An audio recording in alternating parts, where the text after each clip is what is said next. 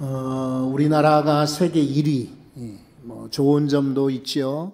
반도체를 제일 잘 만든다, 혹은 텔레비전, 가전제품들이 세계 1위다, 이런 것들은 정말 권장하고 칭찬할 만한 일인데, 이게 참, 자살률 1위, 교통사고 사망자 1위, 또 흡연으로 인한 사망자 1위, 이런 나쁜 것들이 1위 하는 것은 좋은 일이 아니죠. 그 중에 특별히 교회와 관련된 것 중에 세계 1위가 뭐냐면 우리나라에서 발생한 이단들이 역시 세계 1위라는 거예요. 한국 사람들이 굉장히 똑똑한가 봐요. 다른 게 아니라 이단, 이런 거짓, 사이비 종교로 세계를 제패하고 있으니 참 놀라운 충격적인 일이죠. 지금 우리나라의 크리스찬들이 약 800만 명 정도 추산하고 있습니다.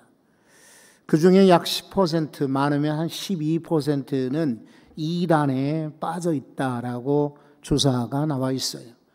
그러니까 80만 명에서 적어도 100만 명 가까이가 이단인 거예요. 참 놀라운 일이죠. 그리고 초등학교에서 중학교, 고등학교 올라가는 학생들 가운데 학교 앞에서나 또 친구들에게 이단에 대해 들어봤느냐, 10명 중에 하나, 둘은 들어봤다. 그리고 대학생들은 더 심각합니다. 대학생들 중에는 4명 중에 하나는 이단의 권유를 받았다. 그러니까 주의해야죠. 여러분, 예수님이 이걸 알고 이미 경고하셨습니다. 성경을 제가 한번 찾았는데 마태복음 24장 24절입니다. 말세 이런 일이 있을 거라는 거지요. 한번 읽어보십시오. 거짓 그리스도들과 거짓 선지자들이 일어나 큰 표적과 기사를 보여 할 수만 있으면 택하신 자들도 미혹하리라. 말세에는 거짓 선지자, 거짓 교사들이 택한 자, 믿는 자들도 미혹할 거라고 했습니다.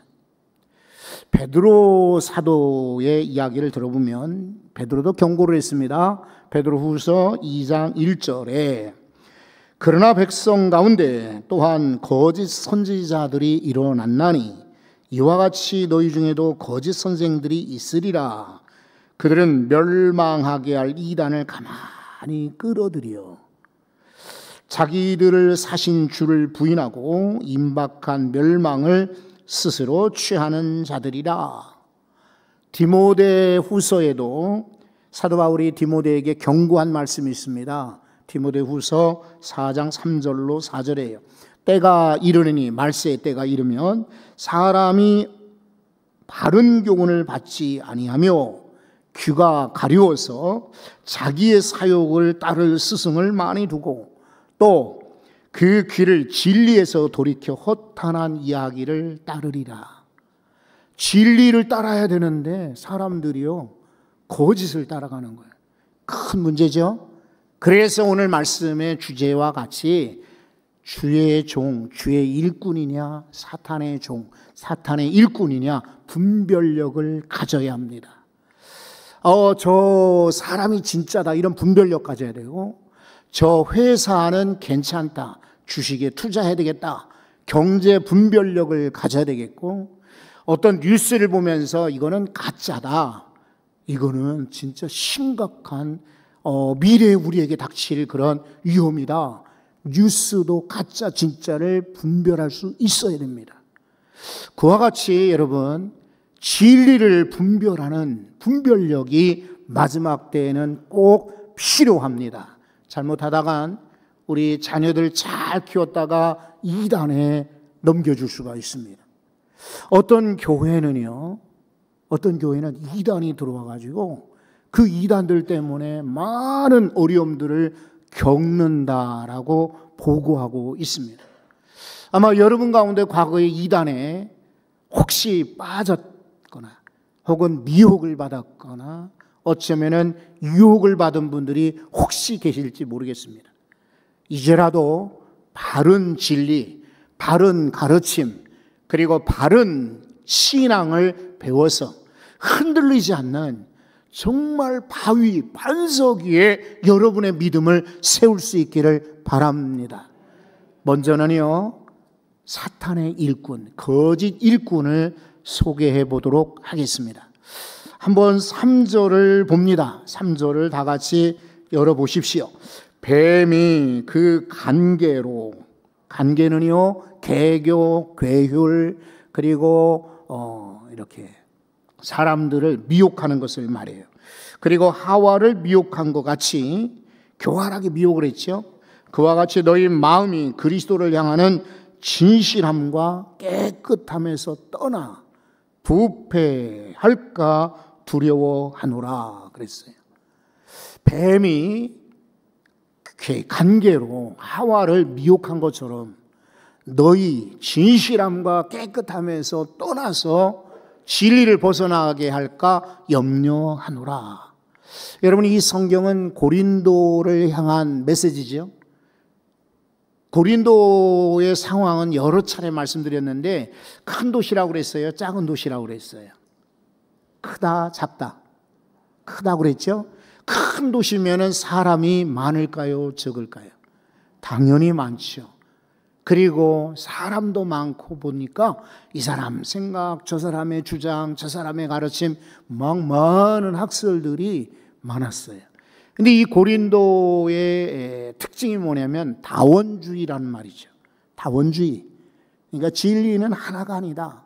저런 철학자, 저런 선생, 저런 스승, 많은 그런 신화나 철학이나 가르침들이 이게 아무 비판 없이 받아들이는 그런 사회였어요.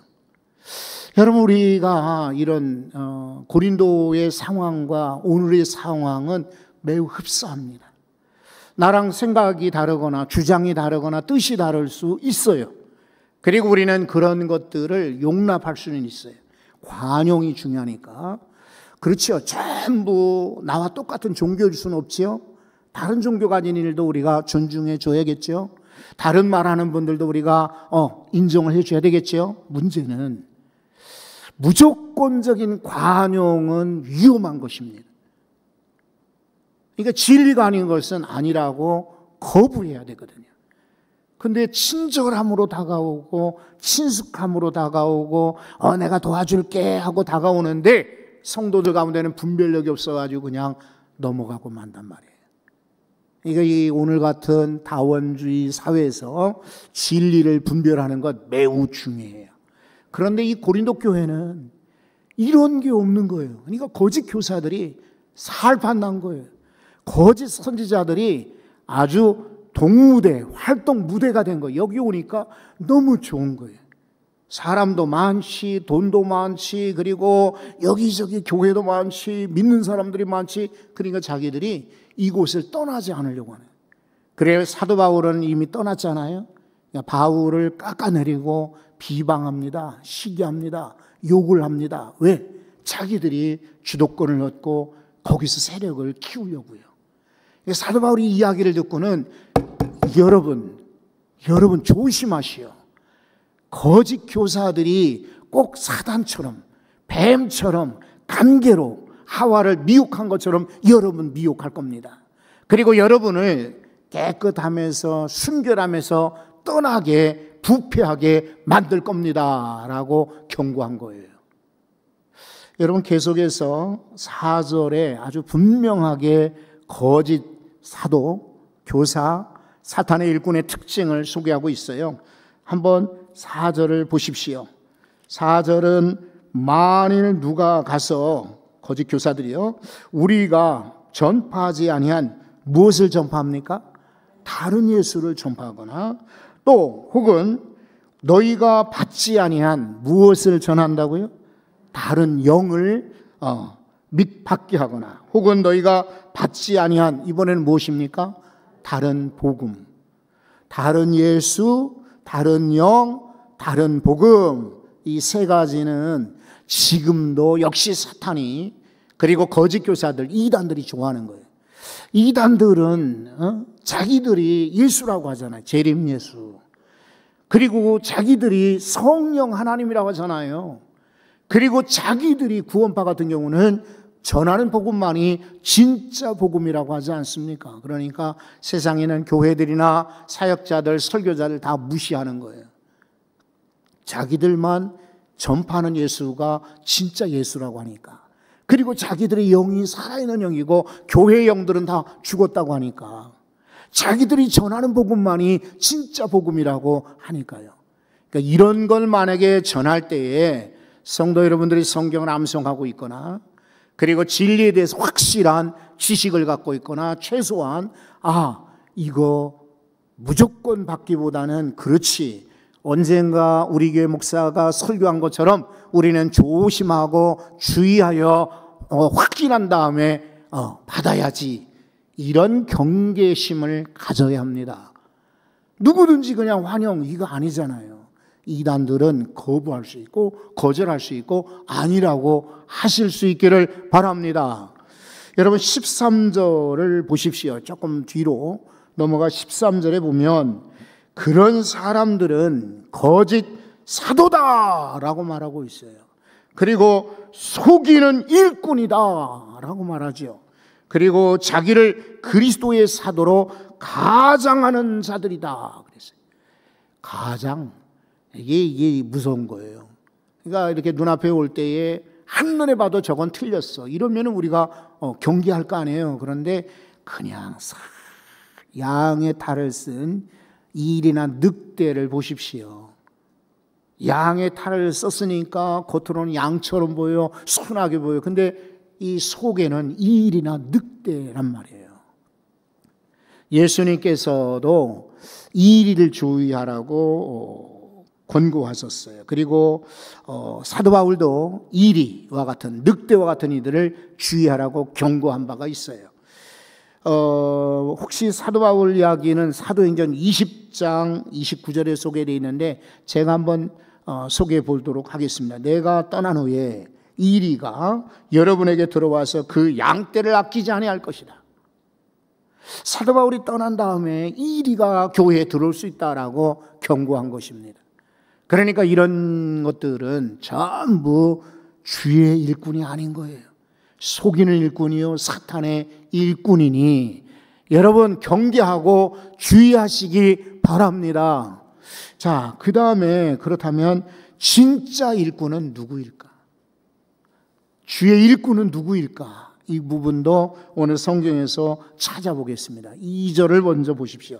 2절에 보시면 내가 하나님의 열심으로 너희를 위하여 열심을 내노니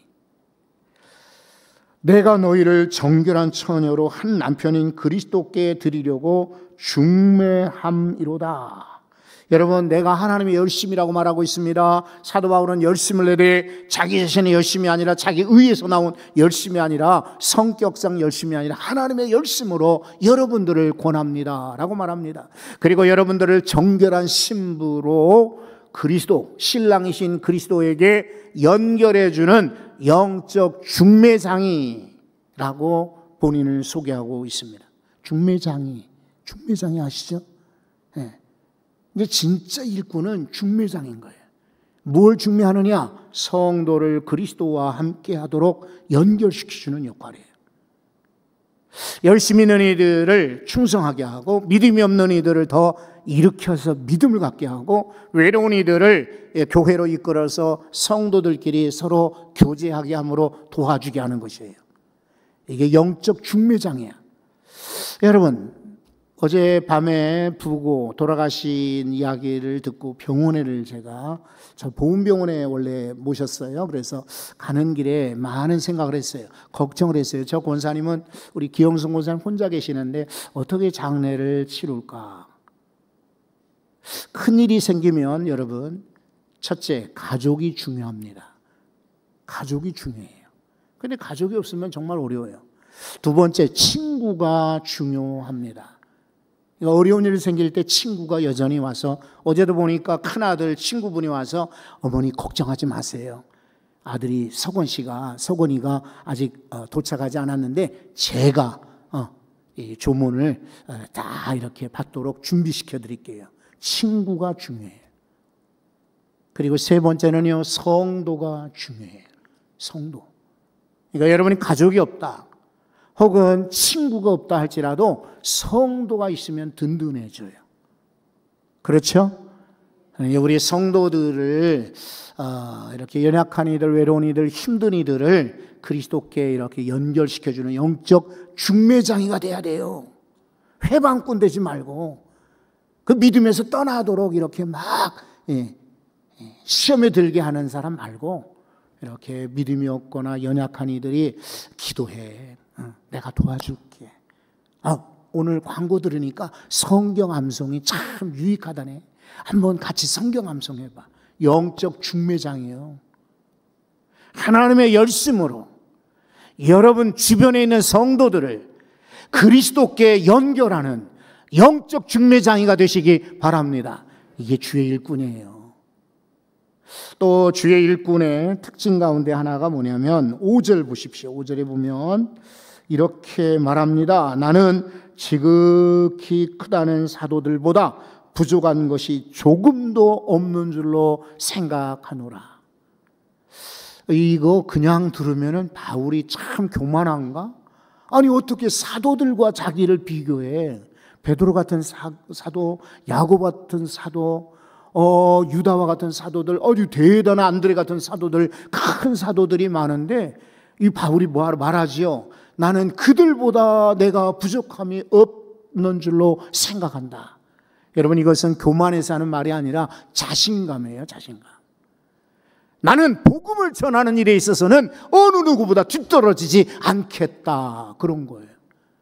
공부를 많이 못했거나 또 돈이 그렇게 넉넉하지 못하거나 또 집안 배경이 없거나 상관없어요. 영적 자신감을 갖기를 바랍니다. 하나님이 내 편이시죠? 맞아요? 틀려요? 맞죠? 여기 성경에도 그러잖아요. 두려워하지 마라. 내가 함께 함이라. 하나님의 약속이에요. 이사야 41장 이 말씀은 이사야뿐만 아니라 오늘 우리에게 주시는 약속이에요. 이런 은혜 가운데 자신감이 있기를 바랍니다. 세상 사람들은 별로 알아주지 않는 거 뭐 그거 무슨 상관이 있어요? 주님이 하시는데. 그렇죠? 영적 자신감. 이게 바른 주의 일꾼의 태도예요. 그리고 세 번째는요, 물질관. 그런 것 같습니다. 사람이 어디에 가장 약한가 보면은 돈에 약한 사람들이 많아요. 그리고 아이들이든 어른들이든 이 물질 때문에 망하는 인생들이 많아요. 교도소에 오랫동안 제가 출입을 했죠. 그렇다고 뭐 제가 전과가 많은 건 아니고 그냥 예배드리러 가고 성경 공부하고 뭐 세례를 이제 주기 위해서 여러 번 갔었는데 거기 가서 보면은요 진짜 우리가 상상하는 사기 그다음에 살인, 강도 막 아주 포악한 깡패 뉴스에서 보고 영화 드라마 같은 데서 보는 그런 사람들은 적어요. 많지 않아요. 절반 이상이 전부 금전 문제로 들어와요. 돈을 빌렸는데 못 갚은 거예요. 그리고 사기꾼으로 고발당하는 거예요. 그리고 돈을 벌려고 나쁜 짓을 한 거예요. 이 물질 때문에 감옥에 가는 사람들이 참 많더라고요. 그런데 이 바른 물질관을 가져야 돼요. 사도 바울은 말합니다. 7절에 말씀 보면은 내가 너희를 높이려고 나를 낮추어 하나님의 복음을 값없이 내가 대가를 바라거나 뭔가 누구에게 뭘 얻으려고 하지 않고 값없이 너희에게 전하였다라고 말하고 있어요. 여러분 8절은 조금 이상해요. 8절 한번 읽어보시겠어요? 이거 그냥 읽으면은 도대체 이게 무슨 말인가? 바울이 이런 사람이야? 라고 오해하기 쉬워요. 8절 한번 보세요. 다 같이 한번 읽어봅시다. 내가 너희를 섬기기 위하여 다른 여러 교회에서 비용을 받은 것은 탈취한 것이라. 액면 그대로 읽으면 안 돼요. 사도 바울이 복음을 전하기 위해서 다른 교회 것을 뺏었다 이런 말이 아닌 거예요. 그래서 제가 공동번역을 한번 읽어봤거든요. 공동번역이 이렇게 돼 있어요. 나는 다른 교회들이 주는 싹을 받아가지고 여러분에게 봉사했습니다. 말하자면 비유하건대 다른 교회의 것을 빼앗아 여러분을 도운 셈입니다. 여기 제가 이제 손바닥을 설교 시간에 많이 인용하는데 그리스라고 이렇게 생각하시면 돼요. 자와 동쪽 끝에서 서쪽 끝에 반도에 붙어 있는 도시가 고린도예요. 자 동쪽 끝 빌립보에서부터 출발해서 바울이 복음을 전하기 시작해서 여기까지 온 겁니다. 그리고 지금은 떠나 있는 거예요.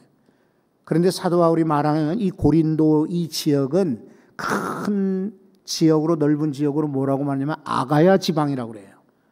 무슨 지방이요? 아가야 지방이라 그래요. 그리고 그 나머지 이곳을 뭐라고 말하냐면 마게도니아 지방이라고 그래요. 마게도니아. 오늘날에도 마게도니아라는 나라가 있죠. 그리스 북쪽에 이 마게도니아. 그런데 사도 바울은 이 아가야의 복음을 전하기 위해서 먼저 복음을 들었던 이 마게도니아 성도들의 도움을 받은 거예요. 그래서 너희에게 값없이 복음을 전했다. 이제 복음을 전할 때에 돈을 요구하거나 물질을 요구하게 되면은 사람들이 경계할 거 아니에요. 저 사람이 복음을 전하는 게 아니라 돈을 물질 때문에 전하는가 보다. 오해할까 싶으니까 사도 바울은 천막 깁는 일을 하고 그리고 자신이 빼앗았다라고 지금 이야기하지만 그것은 비유이고 빼앗은 게 아니라 마게도니아 성도들이 헌금을 해준 거예요. 빌립보 교회 같은 데서 데살로니가 교회 같은 데서 헌금을 해준 거예요. 그걸 가지고 여러분들에게 나는 값없이 복음을 전했다. 여러분 9절도 한번 보십시오. 내가 너희와 함께 있을 때 비용이 부족하였으되 워낙 지역도 많고 사람 많으니 선교비가 많이 필요했겠죠. 부족하였으되 아무에게도 누를 끼치지 아니하였지 않느냐. 그것은 마게도니아에서 온 형제들이 나의 부족한 것을 보충해 주었다. 내가 모든 일에 너희에게 폐를 끼치지 않기 위하여. 여러분 이 구절을 중요합니다. 성경을 보고 계십니까? 뭐라고 말하죠? 사도 바울이 조심하고 조심한다. 도움 문제에 있어서는 사람들이 다 주목하고 예민한 문제니까 이거 책 잡히지 않으려고 매우 조심한다 라고 말하고 있어요. 진짜 주의 일꾼은 돈 때문에 물질 때문에 복음을 전하는 게 아니라 오히려 자신의 것을 내놓는 것이죠. 여러분 그렇죠? 여러분 또 13절에 보시면 아까 우리가 읽었습니다만 다시 한번 이 말씀 보십시오. 주의 일꾼, 바른 일꾼의 태도입니다. 분명하게 경고하고 있지 않습니까? 경고. 그런 사람들은 거짓 사도요 속이는 일꾼이요 자기를 그리스도의 사도라고 가정하는 자다. 그러니 조심하라. 여러분 오늘 저도 여러분에게 경고를 드린 거예요. 신앙생활 하다 보면 속이는 자, 위장한 자, 그리고 이단들, 사이비들이 올 거예요. 여러분을 찾아와서 성경 공부합시다. 대부분 거기에 넘어가. 아니면 봉사합시다. 거기에 넘어가. 아니면 우리 여행 갑시다. 그래. 그런 사람들의 특징이 뭔지 아세요? 교회 절대로 알리지 말고 식구들에게 전하지 말고 주변에 알리지 말라라고 하는 그런 사람들이 주로 이단이요 사입이에요. 그러니까 여러분 우리는 마지막 때 분별력을 가져야 될 것이며 마지막 때 주의 일꾼으로 충성할지언정 사탄의 일꾼, 사탄의 수하가 되지 않기를 바랍니다. 우리에게 반석 위에 세워진 교회로 이 마지막 때 진리 위에 여러분의 믿음이 세워지기를 축복합니다.